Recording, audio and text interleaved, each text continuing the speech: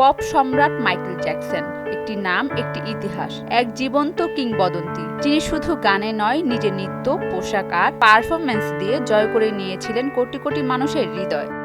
2009 সালে মাত্র 50 বছর বয়সে আমাদের ছেড়ে চলে গেলেও সময়ের সঙ্গে তার জনপ্রিয়তা যেন আরও বাড়ছে।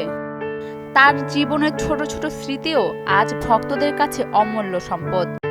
গত 30 জুলাই ফ্রান্সে অনুষ্ঠিত এক নিলামে বিক্রি হয়েছে মাইকেল জ্যাকসনের ব্যবহৃত একটি মোজা, মূল্য প্রায় $8,000, বাংলাদেশি টাকায় যার মূল্য 10 লাখ টাকা।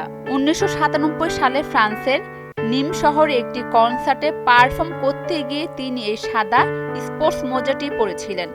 মোজাটির উপর ছিল ঝিলমিলে। শো শেষে তার ড্রেসিং রুমের পাশে পড়ে থাকতে দেখা যায় এটি। এক টেকনিশিয়ান এটি খুঁজে পান এবং সংরক্ষণ করে রাখেন দীর্ঘ 27 বছর। নিলামকারীদের ধারণা ছিল মোজাটি $3,000 থেকে $4,000 বিক্রি হবে, কিন্তু জ্যাকসনের প্রতি ভালোবাসা এতটাই প্রবল যে এর দাম দ্বিগুণ হয়ে যায় $8,000। এই প্রথম নয়, 2023 সালে প্যারিসে তার একটি কালো টুপি বিক্রি হয়েছিল $80,000-এরও বেশি দামে। এছাড়া তার জ্যাকেট, গ্লাভস, চশমা সবই নিলামে বিক্রি হয়েছে লাখ লাখ ডলারে। এটি প্রমাণ করে মাইকেল জ্যাকসনের প্রতিটি পদচিহ্ন, প্রতিটি স্মারক শুধু সঙ্গীতের ইতিহাস নয়, বিশ্ব সংস্কৃতির ইতিহাসের অংশ হয়ে গেছে। তিনি চলে গেছেন, কিন্তু তার প্রভাব, তার জাদু আজও আমাদের হৃদয়ে ছড়িয়ে আছে।